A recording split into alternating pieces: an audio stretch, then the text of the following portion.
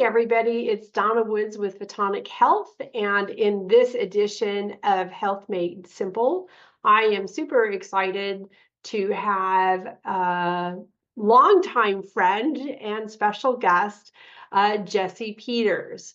So, how many of you can say you were bucked off of a horse before you were even born? I mean, yes, that's Jessie, exactly. And that pretty much sets the stage for Jesse's life, which is really built around horses, heart, a whole lot of horsemanship wisdom, and compassion for the animals. So I'm so excited to welcome you to the show today, Jesse. You've been a longtime client of Photonic Health. We've been friends for a very long time.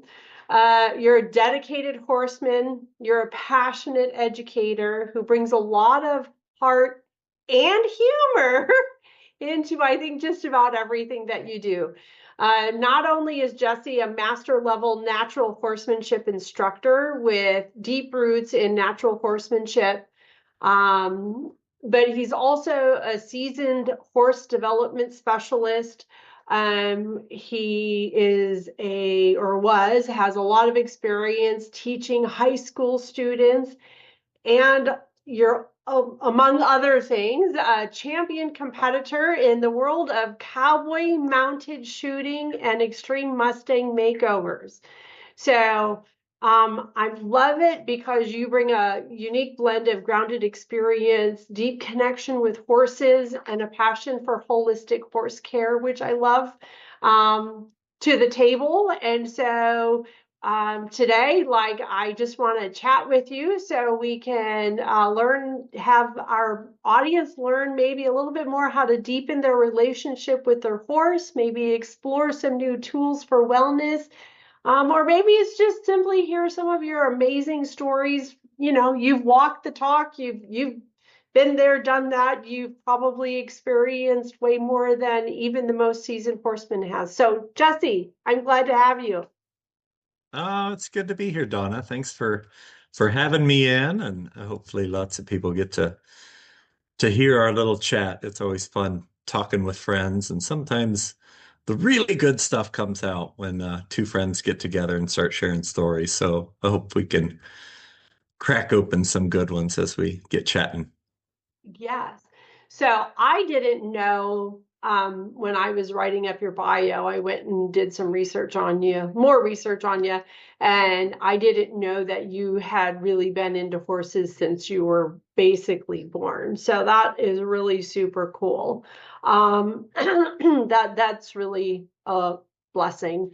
Um, and so you've been into horses for a very long time. So when did you what like give us a scenario of when you really decided that, hey, this is like a lifelong thing and this is my mission? Yeah, it's really been an interesting journey. I can remember back when I was a little kid, probably somewhere about 8 or 9 years old, and had this great big heavy Western saddle that I was trying to get on my horse. And I couldn't ride if I couldn't saddle my own horse since my dad worked in a factory and he was busy most days. And then we'd farm all night when he got home and things like that. And I remember figuring out how to turn a 5 gallon bucket upside down next to my Appaloosa gelding in the stall, figuring out how to climb up on top of that skinny 5 gallon bucket and somehow, and then I'd position my saddle blanket just off to the side of the horse so that when I put my saddle up against him, I could push it on and everything would kind of be square and level. And then I'd, get him cinched up and everything, take him out. And, he's a very sort of a really pushy kind of a Appaloosa gelding. For anyone who's ever worked with an Appaloosa, you know that they're incredibly smart, right? And what most people call that is stubborn. Well, I know now that it's smart, and I called it stubborn back then. And we'd go out and we'd have our arguments as a little kid with an Appaloosa gelding who did not want to leave home and go to work. And we would go ride eventually we'd get down, we'd be riding along the railroad tracks next to big freight trains, and we'd take off riding 3 miles into town and all kinds of stuff. So that's kind of where Jesse figured out that he enjoyed horses. But a lot of Yeah. the advice I got along the way was a lot of, just show him who's boss kind of stuff. And Right. everything was just had a certain way of being, right? And Yeah. let's see, fast forward, long way through, a lot of horsing around behind me, and I got into college.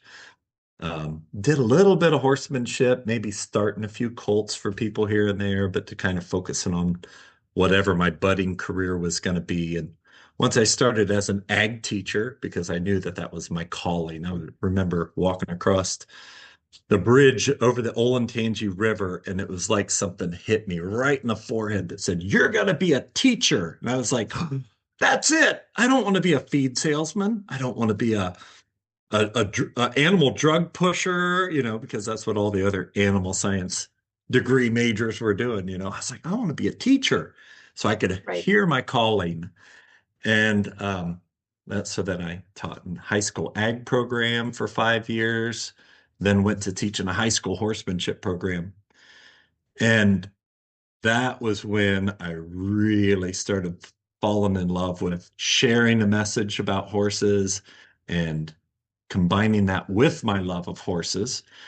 But what I found out pretty quick is that um, I didn't know how to share what I knew. And I didn't know very much. Looking back on it,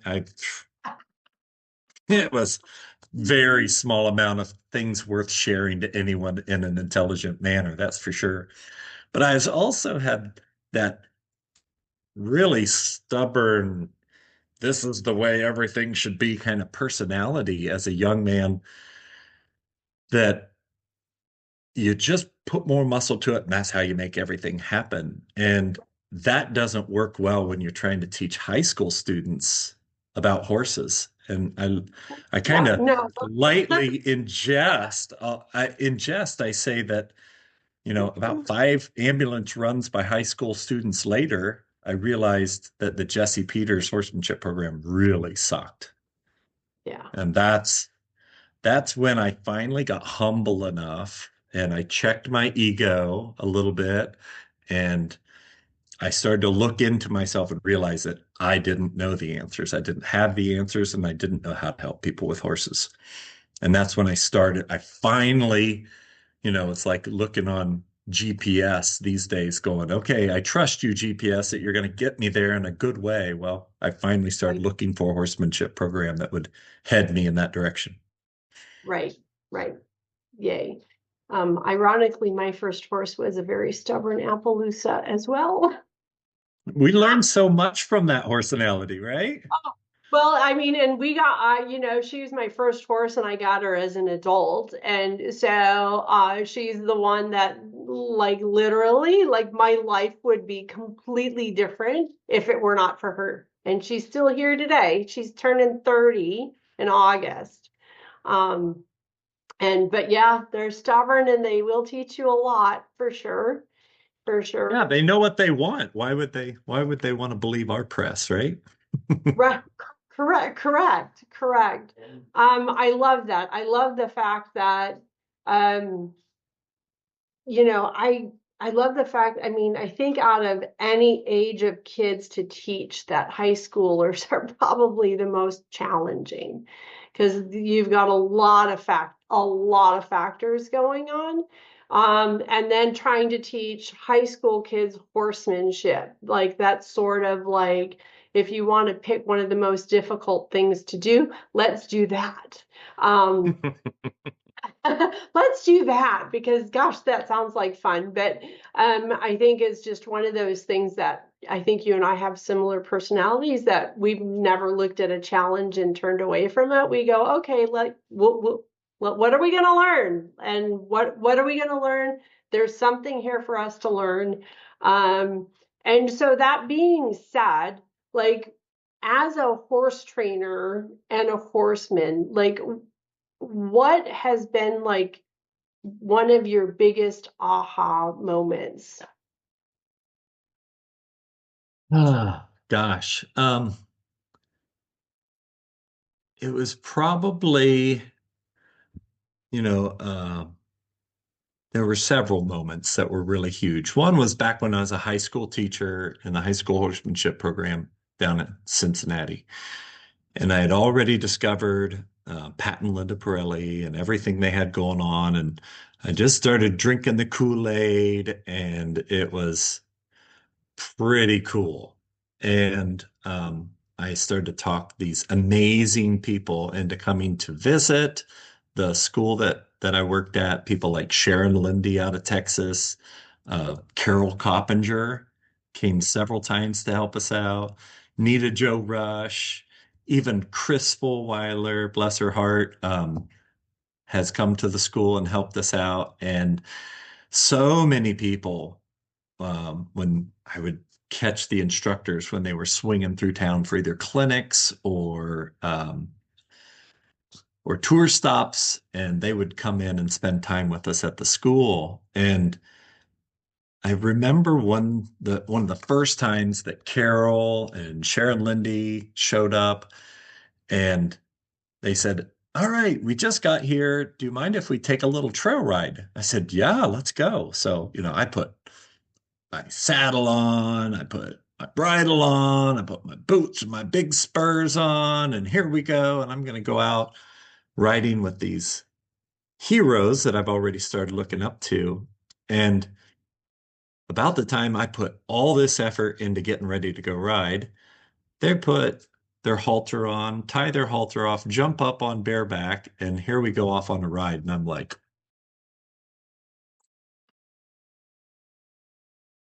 and that's about the moment you notice that, my back cinch of my saddle had these tattoo marks from my spurs, from jab, jab, jab, jab, jab, and Right. and hitting that back cinch. It has all these tattoo marks, and I'm like,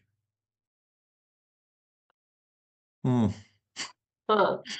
But I've I got a love that. lot to learn here. But that was one of my big aha moments. I went, I need to be more humble if I'm going to be a student.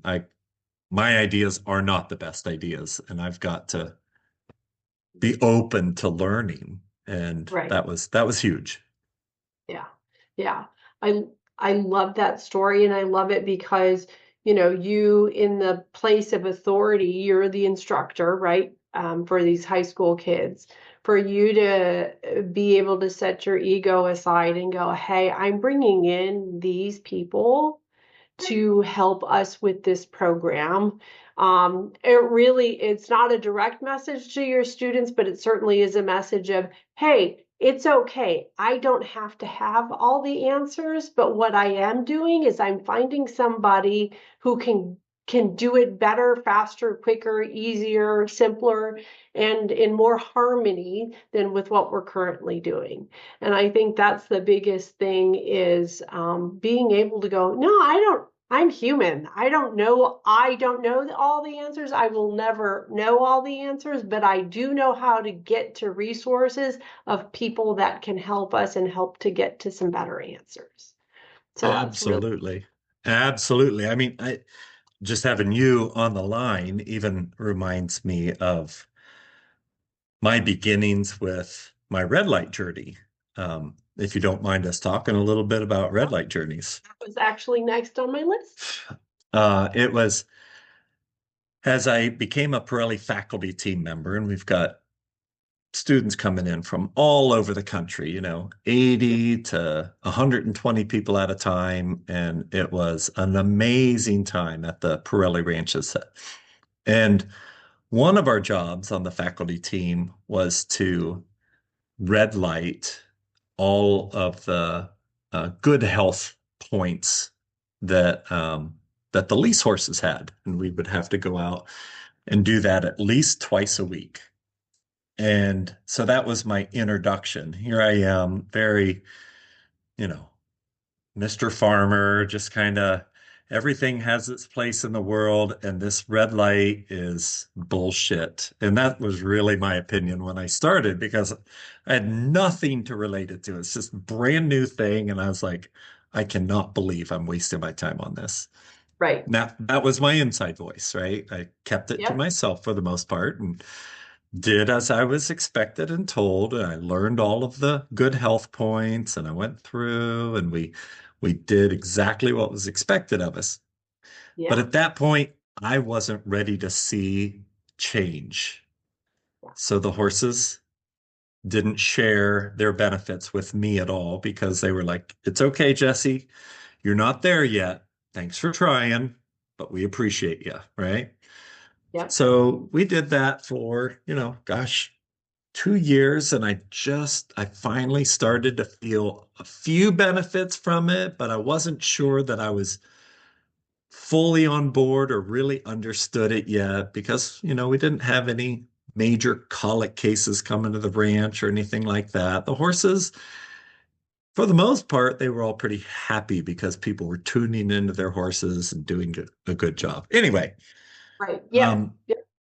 and that's when Pat and Linda said, Jesse, there's a Mustang makeover coming up, and we want you to do it. And we want you to compete in the competition and have fun with it. And Pat said, but Jesse, I want you to learn from the horse. It's time for you to start learning from the horse instead of from people. I need you to tune into your horse more. And that's what the Mustang's going to do for you in this competition. I was like, all right, I'll do it. And I was excited. It was a really cool journey. Fast forward, we got the Mustang to the ranch, and he's over on a part of the ranch that's secluded so that I could be the entire Mustang's world and center and everything. And he was living in a round corral for about on the third day. And you've heard the phrase, I couldn't touch him with a 10-foot pole. Yep. Well, I couldn't. So I got a longer pole because there was no way I was going to touch that Mustang in the first couple days. Get a longer Wanted pole. nothing to do with me. Well, 3 days into it, the poor Mustang started colicking. And it's Mm. like 9 o'clock at night, violently thrashing. And I've got my red light in hand, and I'm like, I'm going to help you.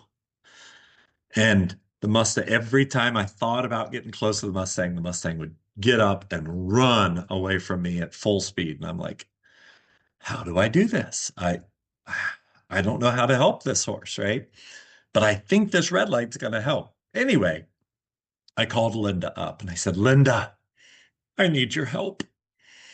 And I told her Yeah. what was going on. And she said, well, what we need you to do is we need you to red light the corresponding points on you to send the energy to your Mustang. And I said, Linda, Sorry. I'm sorry. I said, I I know enough about this energy thing. I'm becoming a brand new student of it, but I know enough to know that if I don't think it's going to work, it won't work. Like the Right. energy will shoot out of me and go, you know. So it's Right. like, that's not going to work, Linda. I'm sorry. We really need to help this Mustang, though. Can you come help? And she's like, sure. So she got in her car, drove over, and she said, I'll tell you what, I'll red light the corresponding points in my sister, and she's just going to be open to helping the horse. That's all. It's not to help Bonnie at all. It's to help the horse. This is Right. about the horse. Yep. And so she knew where those points were. Doesn't matter. Right. And she was able to red light those points. She, Bonnie was sending energy to the Mustang. And I'm like, what? You were like, whoa. Really? Like, the Like, red what? light blows my mind. Now this really blows my, like the farm boy's brains all over, right? Just Right. blew my mind. Anyway, Right. she said, okay. She said, 10 minutes later, 10 minutes from now, the Mustang's going to stand up, blow out, poop, and it'll all be over. And I said, really? She said, mm-hmm. She got in her car and drove off. She said, give me a call when it all works out. That's Linda. Literally, literally 10 minutes later, the Mustang blows out, stands up, takes a great big poop, and I'm like,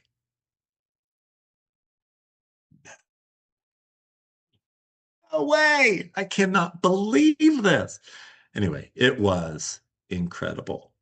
And that was my huge red light aha moment. And it wasn't really about the red light. It was, but it wasn't. It was opening a door for Jesse that said, this is possible. Energy matters. Check your ego at the door. Jesse, this isn't about you.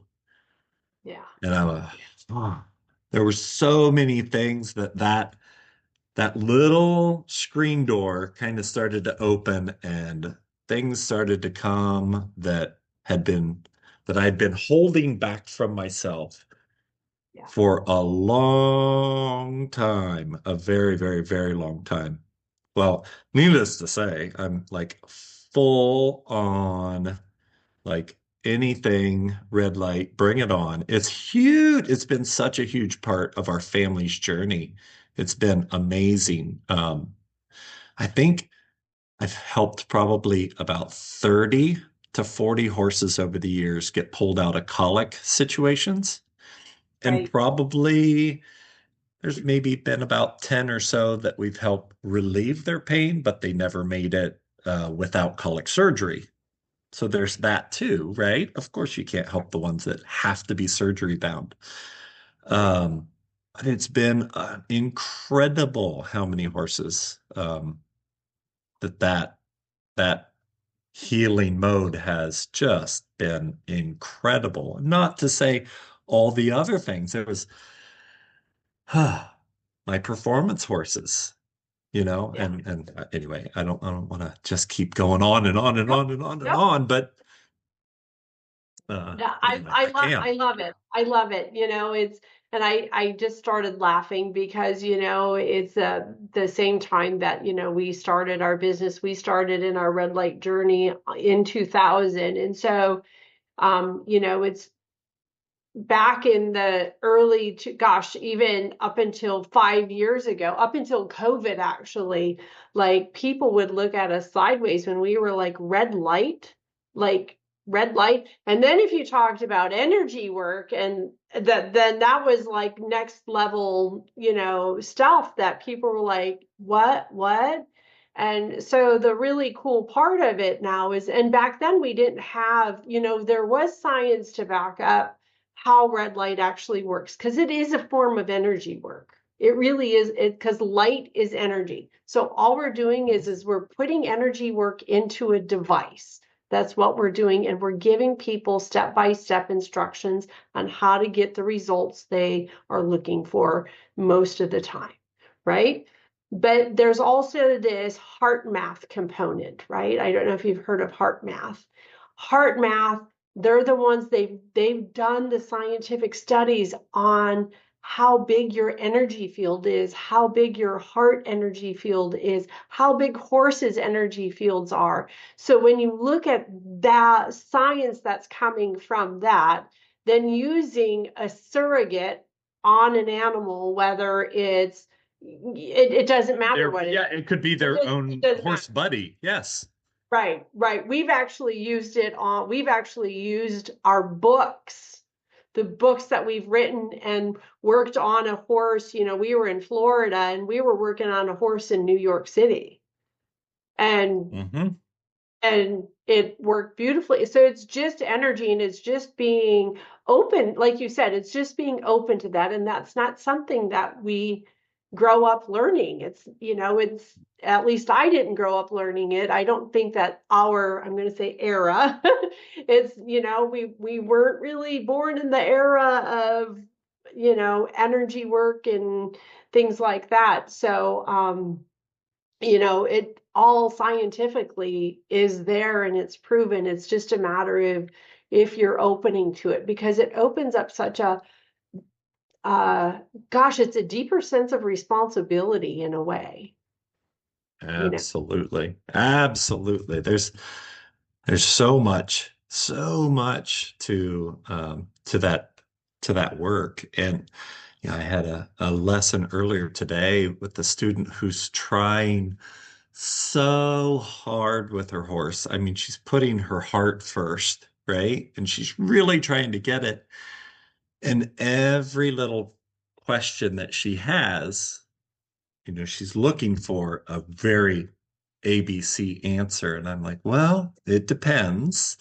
Oh, So what we need to first start out with is we need to put our attitude, and we've got to think about where our mind's at, where our heart's at, what our picture in our mind looks like on what we're trying to accomplish. And I try to set all of those things up for her first. And then we'll try to do this to get to our solution of our problem.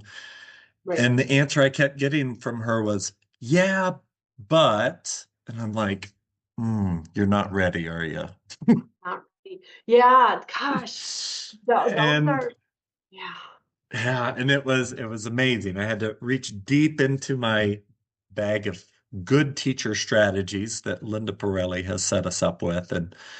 Um and I got after about the 40th yeah, but I went, I understand.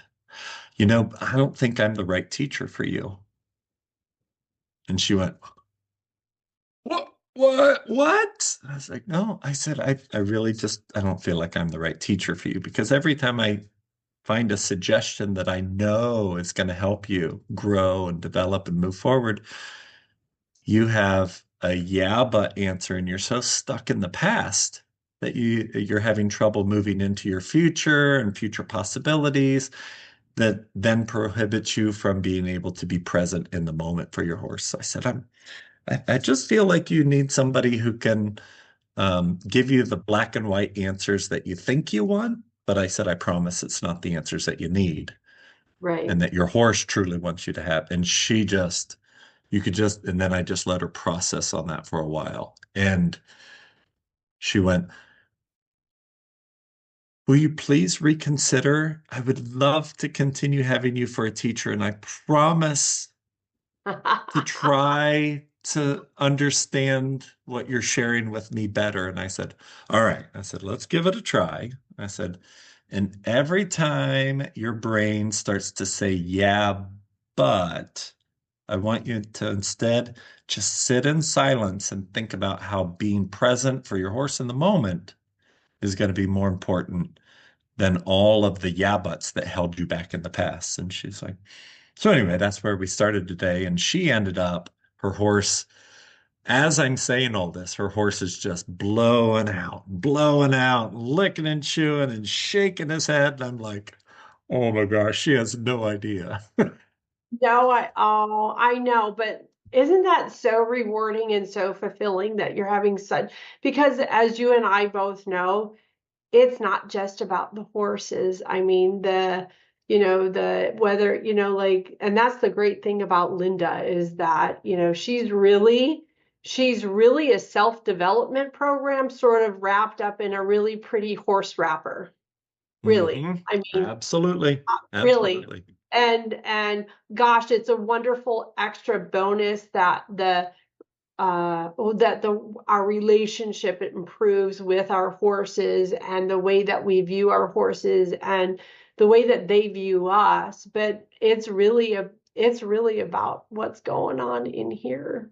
Absolutely. One of the things I say often is I'm so lucky to have had the horsemanship programs, all of the horsemanship mentors that have influenced me in my past, Right. because that horsemanship journey that I've gone through has made me available to be a better husband and a better father than I ever could have or would have been Right. without that transformation. Because I can reflect deeply on myself and go, whew, the version Yeah. of who I could have been would have been vastly different from the decisions and the whys in the road that I selected to help me to become a better version of myself. So it's been quite a self-fulfilling prophecy just to work through everything and just, oh my gosh. Right. Yeah. Yeah. Yeah. Yes. Yes. And, I think as we get further along the journey, there's really the mindset of the natural horsemanship folks versus, I'm not going to say competitors because there's a lot of, like, you're a competitor too, and it's becoming more mainstream, but it's you guys, you as natural horsemanship instructors still have a really, really long way to go, but it's so glaringly obvious, like within, gosh, for me, I know like within 10 seconds of meeting another horse person, I know which side of the fence that they're on.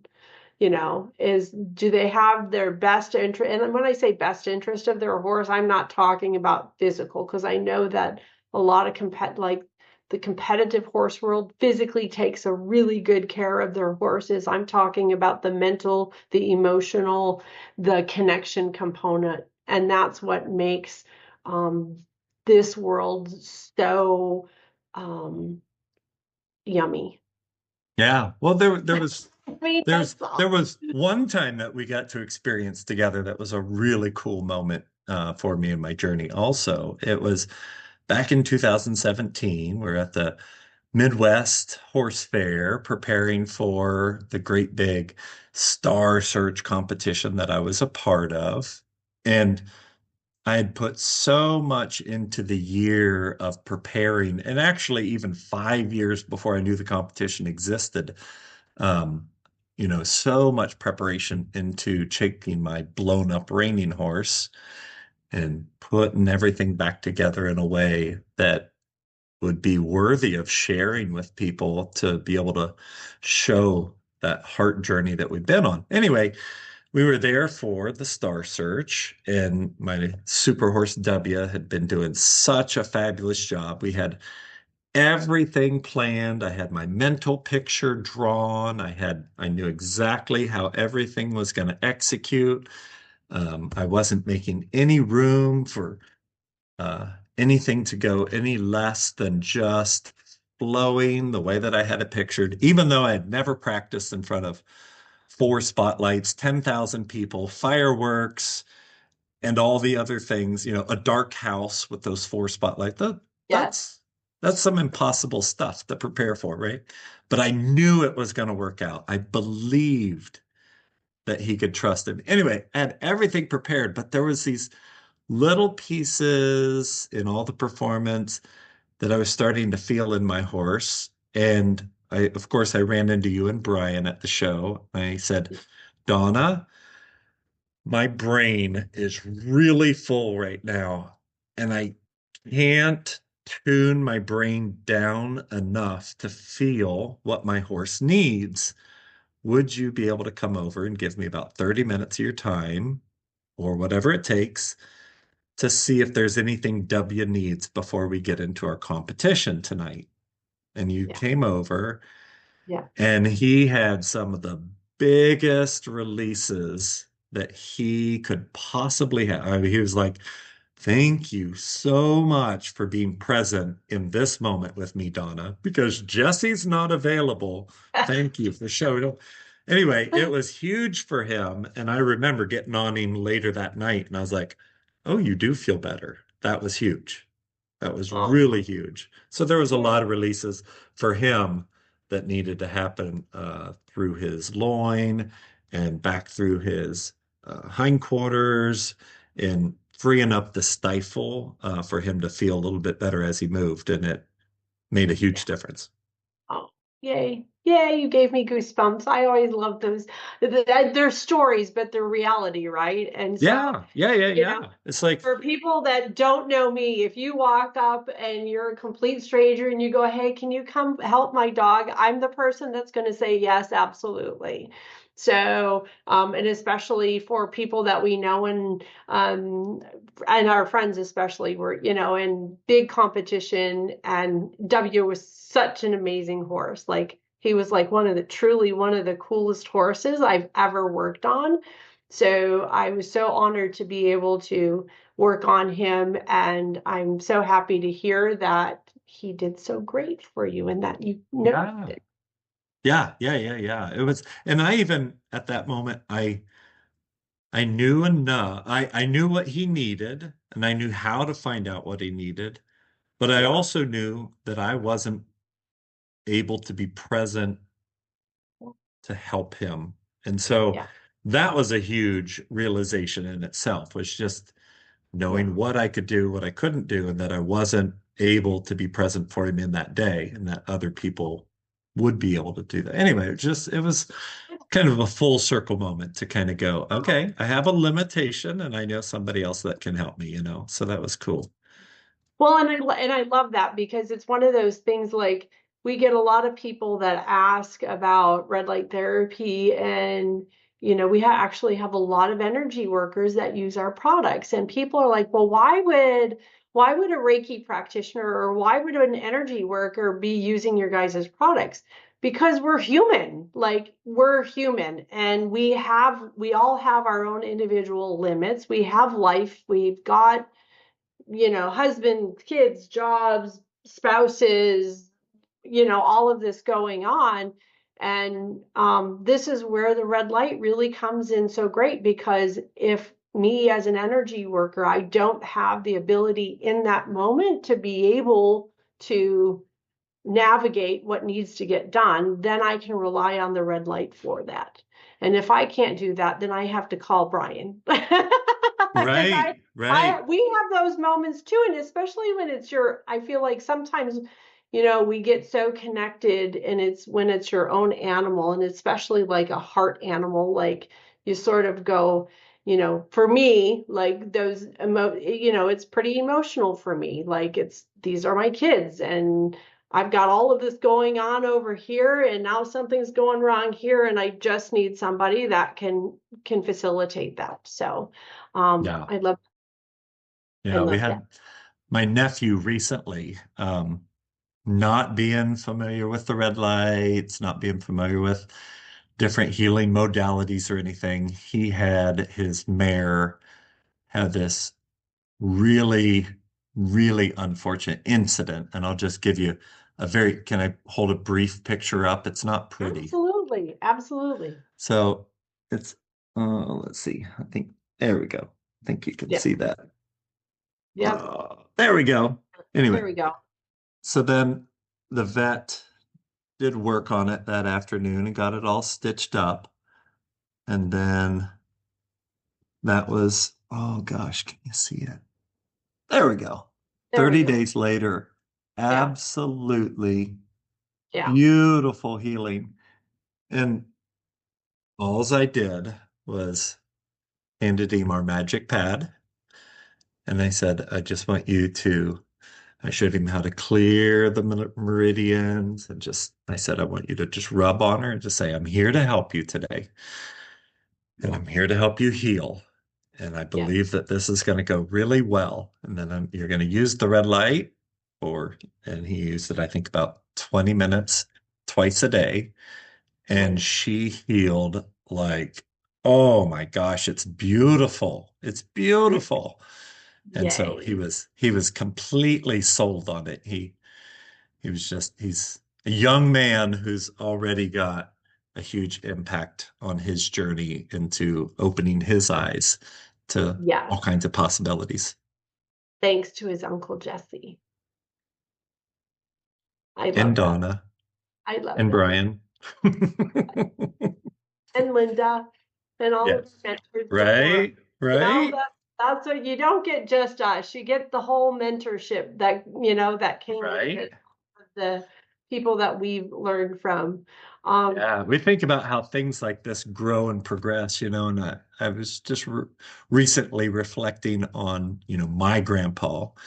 My grandpa, he was back in the early 1900s. He was a master barn builder. He could build the timber frame barns Oh my and timber gosh. frame structures that were just Huge. unbelievable, beautiful. I mean, incredible.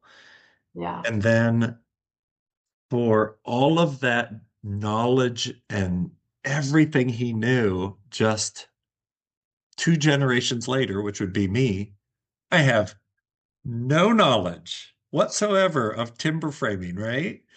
Right. And it's a beautiful, beautiful art Yeah. that they were able to do. And there's all of that knowledge has been completely lost from his generation to mine. And I go, oh, man, it is so important that when we have things that are beautiful, wonderful, things that are worthy, things that help the world, it's so important to share with others and to spread the word. And if you feel any message worth sharing inside of yourself and it runs across your mind and you go, I need to share this with with so and so. Well, Yeah. by gosh, share it because if you don't share it, it's going to be lost. And those thoughts and feelings and images come to you for a reason. And it's important that when you hear those voices, that you follow that intuition, you follow that voice, and you go ahead and you make that connection. So whether it's passing on information that might make a difference, or whether it's you're driving down the road and you think of a friend, and we all are guilty of not picking up the phone when we should. And we should pick up the phone more often and say, oh, I was thinking of Yeah. Donna. And just Yeah. pick up the phone and say, hey, Donna, how you doing? And Right. I can't tell you how many times I've done that over the years. And somebody says, I've been needing to talk to you. And Yeah. it's like, Yeah. and Yeah. so it's hearing that voice and knowing that there's a reason you need to call them, pick up the phone, share some information, wisdom, a friendship, a hug Yeah. over the phone, whatever it is, all of those things. We're sharing Yeah. the message about healing, horsemanship, love, light, all those things is so important to share it when the thought comes across your mind, or it just goes away. Goes away. Absolutely. Thank you for that. That's just amazing. Those are wonderful words of wisdom. And of course, you and I have the gift of gab, and we could literally talk for hours. We've um, only been talking for 5 minutes, right? for five, oh no, add a zero to that. We've been talking for 50 minutes. So Jesse, for those people that would love to connect up with you and what is the best way for them to reach out to you and to connect with you? Great. I usually have at least a few minutes a day that I can check in on my phone, Facebook, things like that. That's a great way to connect, follow the story, follow the message. A lot of times I share more family than horsemanship on my Facebook, Right. just because there's enough people out there shoving a message down your throat. I figure if you can get to know the Correct. person, the horsemanship message will be very close to that same human message. But then there's also, I have a website that I still have up that has my schedule and things like that on it. And you'll find that on Jesse R, the letter R, Jesse, Jesse, the letter R, Peters, Peters.com. So it's JESSER, Peters.com. And that's got my schedule on it. And you can feel free to email me. And all of that's on my website. Or just drop me a phone call or a text. I'm happy to do that also. Yay, I love that. And a note on if you go to Jesse's Facebook page, you are going to see a lot of pictures of his family. And Jesse is an amazing father. When I reincarnate, I want Jesse to be my dad. He's got two amazing boys, and they are probably your best product of what you've learned. Through your life and also into horses because your kids are doing some amazing things that with their horses that gosh, adults aren't even doing. And so it's just been so fun to watch them grow and see their journey and see how amazing they already are with their horses, and can't wait to see what they're going to be like in another 10 years. So that's Jesse's product is his kids, and I love it. I love it. So Thank you so much. It was so great to have you on. And please, you guys, if you have any questions, Jesse also, we didn't get to chat about this, but he also knows a lot about using CBD on horses, a lot about using CBD on horses. So if you have any questions about that or red light, because we know we're the resource, but sometimes you got to talk to, other people or anything horse related. Give Jesse a call. He's a very generous, kind, wonderful human being, and his goal is to help you guys succeed in your journey in life, no matter what that is. So thank you so much for being on today, and many blessings to you and your family, honey. Thank you so much. Thanks for having me on. Many blessings to you, Brian, and everybody out there who took the time to listen to us. Thank you very much from the bottom of our hearts for tuning in, checking us out, and reach out to us if you have any questions or any comments or anything. So thank you.